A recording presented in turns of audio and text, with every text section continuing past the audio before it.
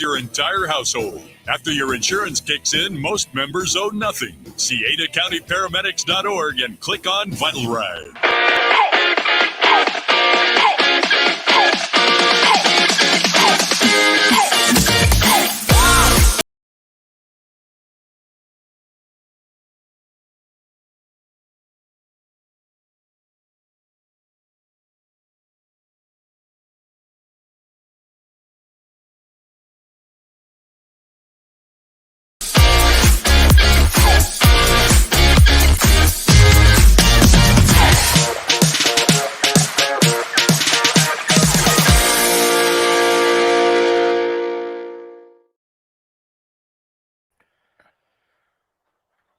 Idaho Sports Talk, Prater in the ball game, T-minus however many less hours than 24 until week 0 in college football. The 2022 season is officially upon us. We do this every Friday at this time where we check in with our teammate, our partner over there at Bronco Nation News, 4-time Sports Writer of the Year award winner, Prater. This guy, name an award in journalism, he's won it. BJ Rains, our guest right now, my friend.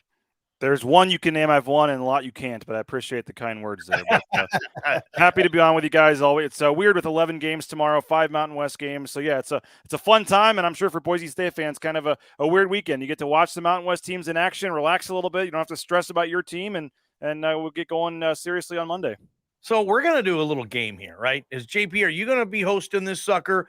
I am. Right. I'm like the Wizard of Oz. On camera, you can't see me. You can only hear me. Okay. We don't have the I don't understand the Wizard of Oz reference. I'm the guy behind the curtain, Prater. Yeah, You've never seen the Wizard of Oz? Like when I was 8. Yeah, okay. Yeah, there's the guy Johnny behind the got curtain. it. Yeah, Johnny yeah, I got it.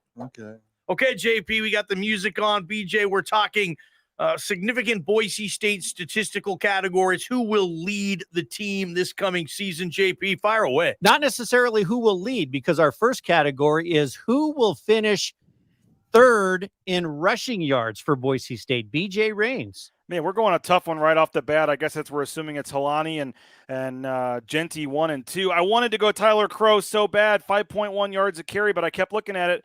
I'm going to go Elion Noah. I think they brought him in for a reason. The guy's got 500, plus rushing yards last year in Mountain West games. I think Noah by the end of the season ends up third in rushing. Mike Prater. I would agree with that, and I'm even going to take it a step further. I really tried to make a case that Noah could be the number 2 guy instead of Ashton Genty, but I think Ashton Genty, even though he's a true freshman, is going to get enough opportunities and enough touches. Noah just looks like he's the guy in practice right now. He looks like he belongs. I know Tyler Crow's got a really nice niche with this football team, but I think it's a niche role, and I can absolutely see Noah going out there and being the 3rd strongest runner on this football team. I'll switch things up. I'll say Tyler Crow holds him off. Now, I'm not even saying Tyler Crow is going to be RB3. There might be a few blowouts. Hank and the fellas engineer and put in Tyler Crow in a fourth quarter situation where maybe him over Noah gets some of those carries. Maybe he pops a 70-yarder. I'll say T. Crow. This is what I want. Maybe not necessarily what I think, Prater. I like seeing T. Crow out there. That hair, the logo he has on the back of his car, for that alone, I got to mention this. Topic number 2, BJ Rains. Who will lead Boise State in sacks? We may need to add a punting one, by the way, because James Ferguson Reynolds' parents are both watching live from Australia to the stream here. They just commented in, so maybe we can throw a punting one in. But appreciate them for checking us out. I'm going to go George Tarlis. I think this is a pretty easy one for me. I just don't think you can count on a guy like Scott Matlock, 7 sacks on the interior of the defensive line again. That's just kind of an anomaly for me. I mean, I know he's a heck of a player, but you should have your edge guys getting more sacks than your guys on the inside. I think George Tarlis is the real deal. 19 sacks in his time at Weber State, had 5 last year. I think George Tarlis gets 7 or 8 sacks this year and has a big year for Boise State. I got him first. I think there's 5 football players here that are going to get a significant number of sacks, and it's going to be Matlock, Banya, Tarlis, D. Washington, and even Tyree Jones might sneak in with that position move that he has. But I'm going with Scott Matlock because, Scott Matlock, as you just said, BJ, led the team in sacks last year with 7. Yeah, he's going to face a lot of double teams, but he's a better football player, a better physical body this year. And I think Tarlis and Demetri Washington on the edges are going to demand some double teams. So I think Matlock is going to get his opportunities. I see Matlock getting 7, 8, 9 again, but I also see, as I predicted yesterday on the show, that Tarlis and Dimitri Washington combined get 15. I see this defense getting a lot of sacks this year. Well, that's going to be fun for Bronco Nation if they're flying around the quarterback like this. I'm going to go with Dimitri Washington. I hope George Tarlis isn't going to be upset with me on this, but it's going to be one of those 8.5 for Dimitri, 8 for George Tarlis, that type of thing. I'm going to stick with Dimitri. He's going to pop. I'm going to talk about him a lot more, maybe a little later in this show. Just a little hint right there. Dimitri Washington, I expect to lead this team in sacks like he should have last year if he was fully healthy, like he would have 2 years ago before he got hurt. Dimitri, big year coming in my opinion, JP. Topic number 3, BJ Rains. Who will lead Boise State in receiving touchdowns? Again, I think this is another really easy one. Steph Cobbs had 5 last year, and the other wide receivers back on the roster had 1,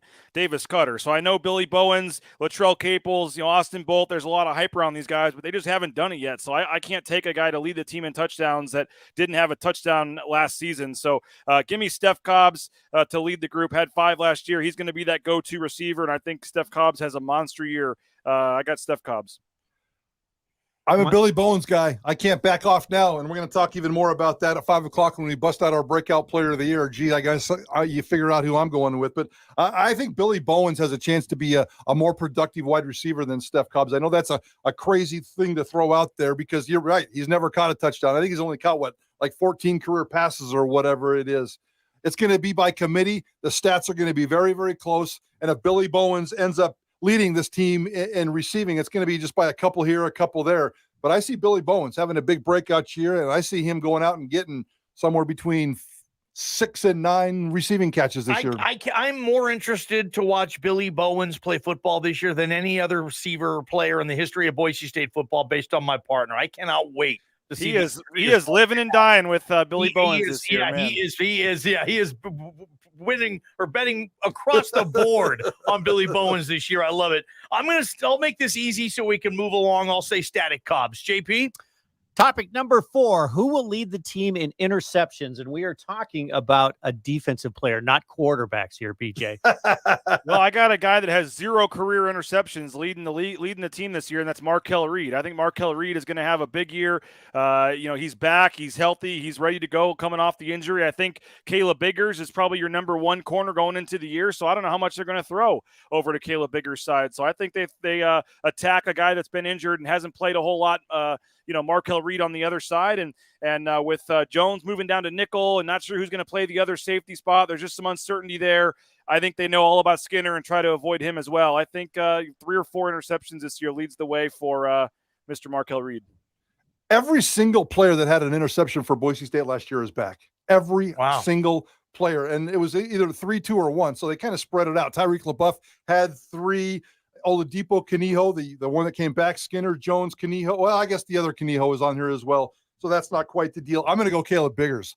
He's been the most impressive offseason change for me in the secondary. I like what he's doing there. Tyreek Jones is going to make plays moving forward, and I really, truly believe that Biggers is going to make plays moving backwards. He's a playmaker, and we're going to see him shine this year. Caleb Biggers is your interception leader. This is my big long shot play because 2 things have to happen. First off, my answer here is Shea Oladipo will lead this team in interceptions. First off, though, he has to get the gig. He has to start over Rodney Robinson. I've handicapped that he will. And when I've seen Oladipo play in the past, last year he was playing as a true freshman before he got hurt, picking off passes. I thought he read the ball very well. He's going to play that field safety position. And I like the odds on this, guys. Shea Oladipo leads this team in interceptions this year with 3 or 4. Topic number 5, not one you want to lead because it will come with some missed time, but BJ Rains, who leads this team in targeting penalties? I think it's got to be J.L. Skinner. I know they're working to do it, but and limit that. But he's such a physical player. With the way the game is officiated now, you may not even be trying to do it, but he's going to have some monster hits this year, and I got to think he gets called for 1 or 2. I'm going J.L. Skinner. BJ, we're fighting, and the season hasn't even started yet. J.L. Skinner gets 0 targeting calls. Caleb Biggers replaces him. He gets 2. Wow. Oh. What would the over-under be on a half? We got to put something on that, a side bet, Prater, a half, over-under a half for targeting for Skinner this year. I like it. I like it. Here's where I'm going. I think Isaiah Banya leads this team in targeting this year. He's really tall. Like, he looks like a wide receiver with his height, and he's long and athletic. And I think he's going to get in situations where he's got to tackle running backs and hit backs who are like 5'7", 5'8". He's going to have to dip a little lower there. I'm throwing this out of my hat. I know, pulling it out of my you-know-what. Isaiah Banya has 2 targeting penalties. Bleh.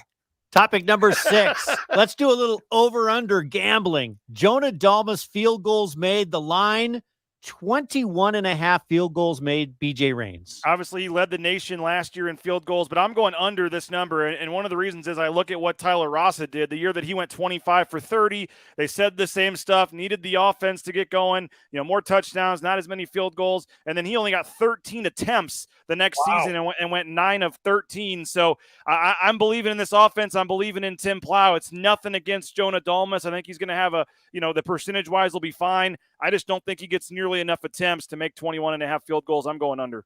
Jonah Dalmas, 26 of 28 last year. Those are big, big numbers. 21.5 is the over-under now. 100% agree with you, BJ. Jonah Dalmas goes under. I'll go over. Boise State's going to score more points. Jonah Dalmas is still going to have those field goal attempts, and Boise State won't be the greatest team in the league in the red zone. Again, Jonah Dalmas, I'll give him 22 makes on 26 attempts this year. I'll go over by a half. Topic number 7, yes or no. Hank Bachmeier, 3,500 yards or more and 25 or more touchdowns. BJ Rains. I'm going yes, and part of this is because I think they play 14 games. I think they get a bowl game. I think they're in the championship game, so that lowers the average he would need to do. He had almost 3,100 yards last year in 12 games while playing half a season on a bum knee, had 20 touchdowns last year. We're all talking about this Tim Plow offense in year 2. I think Hank Bachmeier approaches 4,000 passing yards this year and 30 touchdowns, so I'm going over easily on this one. Yeah, I'll save I'll save my explanation because I 100% agree with you for the exact same reason. So I'm going to throw out a trivia question. How many Boise State quarterbacks are in the 3,500 club? They're just the 3,500 They passed for 3,500 yards in a season. Well, it's Kellen, it's Bart, it's Brett Rippon, Dinwiddie. No Bart. Did Brett Rippon get there? Kellen Moore 3 times, Brett Rippon twice, Grant Hedrick once, and Ryan Dinwiddie holds the school record and is the only member of the 4,000-yard club at Boise State. Good stat. Touchdowns, by the way. How many of them have thrown? How many Boise State quarterbacks have thrown more than 35 touchdowns in a season? 25, you mean? 25. 25. Or no, maybe it's, oh yeah, 25. 6. I may have screwed that stat up, so I'm not going to go there. I may have screwed that stat up, but I'm going to go there. I'm going to say Kellen's the only one over 35, Prater. Kellen over 35 3 times, and there's one other quarterback that's done it over 35 touchdown passes. Bart threw 35 the year he led the nation. Bingo. But it was 35 on the dot. That's Bingo. it. So Hank Bachmeier, but this isn't 35. This is 25. Which I think is, you know what? I'm not the biggest Hank guy, but I think he can have this line. I think he can throw for 3,500 yards, and I think he can throw for 25 teeters. Like, I mean, especially BJ, if you're right, if he gets the 14-game season, that's just a little more than a touchdown a game. And he gets to 25, 26 touchdown passes. Maybe the yardage isn't there only because the running game is, and it's one of those situations. Kellen could have thrown for so many more yards, but they ran the ball well and they blew the hell out of people. So they just didn't need it. God, I think Hank can have one of those years. And if he does, you hope the wins come with that, JP. Topic number 8, yes or no. Boise State will score 400 or more total points this season. BJ Rains. This is the most confident one I am of any of them. I think it's easily yes. I mean, you do the math. If they play in the championship game, you're talking about 28.6 points a game, which is less than they scored last year. So I think this is easily going over 400. If they don't play in the championship, 13 games, you only need to average 30.7 points per game. I think this offense is in the 35, 36 point range. I think that Tim Plow and company, healthy Hank Bachmeier, the O-line, everything we've talked about, all the last 8 months, I think this offense is much better, and I think they easily go over 30 points a game, which would put them over 400. Boise State scored 350 points a game. BJ just kind of pointed out the limitations there, averaging 29.1.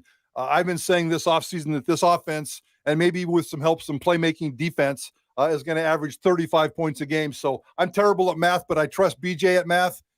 easy peasy. This is a no-brainer. Boise State clearly goes over 400 points. Yeah, I'm going to go ahead and triple stamp Prater's double stamp, even though I'm not sure if you can triple to stamp a double stamp, but I'm going to do that. They're going to score a lot more points this year. If they don't, that's going to be one big disappointment for a lot of big-time football fans in this town, JP. All right, because we have the Ferguson Reynolds watching in Australia to this particular show. How about an over-under on punts downed within the 10-yard line on the season, 13.5? Oh, Over-under. I'll go under. That's one a game inside the 10. That's pretty hard to do. I'm going to go under. I'm going to go under. And parents, I'm rooting for your son, but he hasn't even won the starting job unless you know of some information. And if you have, call JP right now and let us know that your son's won the starting punting job, because Farron's hanging out there on camp as well. It's supposed to be between Ferguson Reynolds and Farron. We kind of want the Aussie guy because that's a beautiful story. It's a fun story. The parents are listening. We love you guys. Yeah, they're huge. Will Farron came out of nowhere, by the way. I thought it was Gavin Whale all offseason battling with them, and next thing you know, it's Will Farron. So, yeah, that's a great battle. But Gavin Whale's name has never come up in fall camp. Yeah. No, very odd. BJ, great stuff. You got to be pumped, BJ, for Bronco Nation News. Everything we're all doing together for football season going to be fun, man. Yeah, all the travel and everything. It's kind of the last breather this weekend, and then it gets going for real next week. Looking forward to it. I'm glad we're partnering up. It's going to be a fun fall and winter here. All right, BJ Rains, Bronco Nation News. Appreciate the love. As always, we do that with the BNN Report, Prater. Good stuff. NFL or college football? What do you prefer? As Prater said, there's no right or wrong answer. It's just a preference. What do you prefer, the NFL or college football, and why? Prater's going to say